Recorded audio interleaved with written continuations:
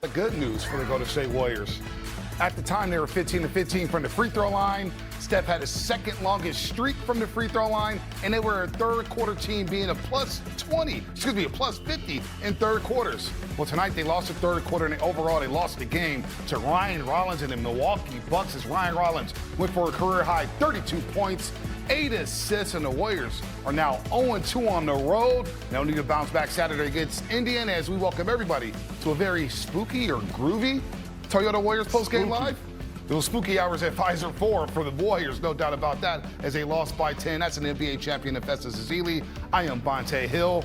No Giannis, no problem for the Bucks. NBA champion and WWE champion. Sorry, my bad. Bonte. I apologize. This is a very interesting game. All right, the Warriors were going against a Milwaukee Bucks team that has no Giannis. So that means all the role players, they get to play in all new roles. Normally you have Giannis with the ball in his hands and everybody else spaces out.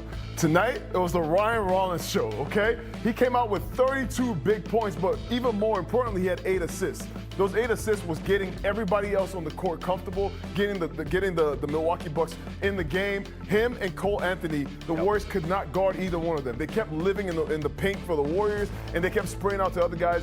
Bobby Portis got going. Miles Turner got going. Taurean Prince got going for the Milwaukee Bucks. On the other hand, the Warriors couldn't do anything themselves because every time they tried to make a run, they would turn the ball over. 22 turnovers, gave them 27 extra points on top of those guys going. It's a tough recipe to win like that on the road. We always say it on the Warriors pregame live, but we said it again today, especially without Giannis Antetokounmpo. Don't give a team that is shorthanded extra opportunities. Take care of what you can control, which is the basketball. The Warriors didn't do that early in the first half, and then they do that overall for the game. And as you mentioned, 27 points off turnovers, and the bench points goes 38-29 Milwaukee. Well, it's really important when you come on the road to set the tone early.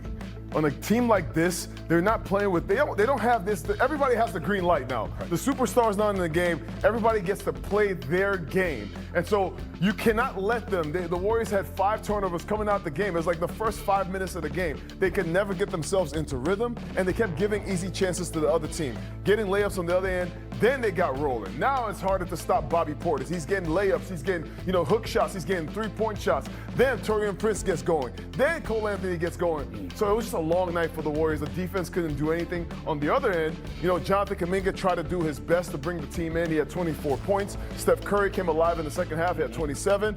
But it just was not enough because the team already got going and the Warriors lost rhythm already. No rhythm due to the turnovers, as you mentioned. I was ready to talk all sides of smash. You was ready to do a post-game interview and everything. Man, I had my Warriors belts. For the 4th time in 6 games, the Warriors allowed at least 60 points in the first half, and that trend continued in the second half because Milwaukee really didn't let their hands off the rope in this game.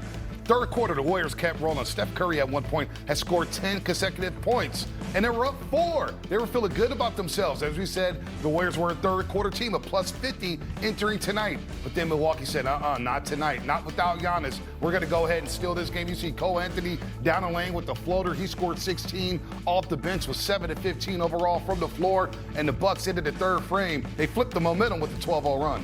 Yeah, as you can see, every one of these buckets right here were just easy buckets. Just moving the ball. They took care of the ball, the Milwaukee Bucks did. They were just getting into the seams, and they hit timely shots. The Warriors, halfway through the third quarter, they went cold offensively. It was a really tough time to go cold, to turn the ball over, and to give the Milwaukee Bucks easy shots. And they were also hitting the shots, the open shots on the 3-point line. I just thought this was a perfect recipe. And I told you at halftime, once you said it, that they were going to go on a third quarter run, you were going to jinx us. And this is a Halloween miracle? What would you call this?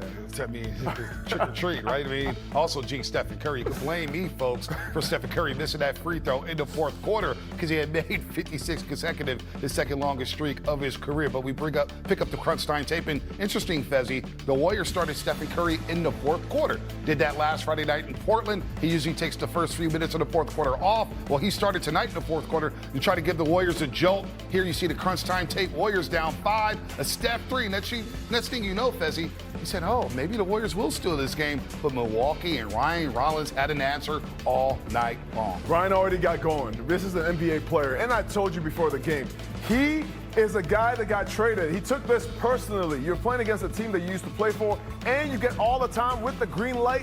He came out tonight and he really showed that he is as talented as the Warriors saw when they drafted him in the first place. He came out there, he was unstoppable on the three-point line, also in the pick and roll. He just was going the whole night. And, you know, Steph was going too. Looked like Steph was going to bring the team back in. You saw that double by JK and Draymond there on Ryan Rollins. He gets the ball to Miles Turner, who had that deep three there.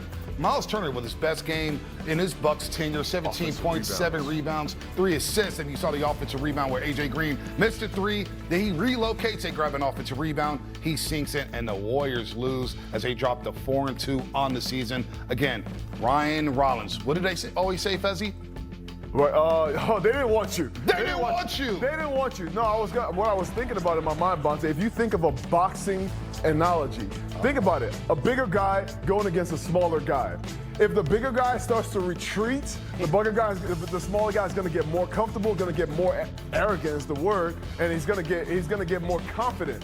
And that's what happened tonight. Going against the Warriors, they're going to get everybody's best shot. And tonight was just a perfect example. No superstar, no Giannis, no Michael Porter, Kevin Porter Jr., and even still, Ryan Rollins. These are NBA players. You cannot come into anybody's house and expect an easy win. Well, he set his career high against the New York Knicks Tuesday night with 25 big ones, 4 made threes. Tonight he goes for 32. And what growth from Ryan Rollins as he bounced around early in his NBA career, got into some off-the-court trouble, but he's found a home in Milwaukee, no doubt about that. They get the win. They improved to 4-1, but we cannot ignore the stellar play of Jonathan Kuminga early on this season. JK with 24 points and 8 big rebounds. Again, he leads the Warriors in rebounds per game with over 7.5.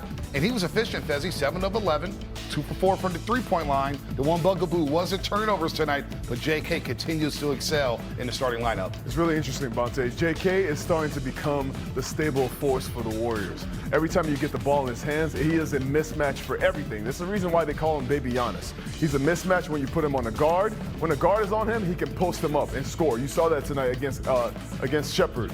When he had a big man on him, he drove to the rim. And then he's learning to play and cut off of Draymond, off of Steph, off of Jimmy. This is why they have that starting lineup that they do. The Warriors have Quentin Post starting because they want him to stretch the floor and have Jonathan Kuminga be able to operate in addition to those guys. I love that JK got a crack at Ryan Rollins and Cole Anthony tonight. This was a night where the Warriors pick and roll defense, it really exposed them. And JK was one of those people who's out there on the perimeter. I think moving forward, they got to find a way to work better on the perimeter. Start early in the game. Be more physical to start the game to put your impression on the opposing offense. JK gets to the free throw line. He goes 8 of 8. But you mentioned exposed on the pick and roll defense. We mentioned how they're giving up 60 in the first half in 4 of the first 6 games of the season. Where are they getting exposed in the pick and roll? Is it the weak side help? What's happening on that pick and roll when it comes to defense? We saw a plethora of everything defensively. I mean, this was just the perfect storm for the Warriors in terms of they weren't guarding the ball. The guards were getting to the middle of the paint. They were struggling at times to even help.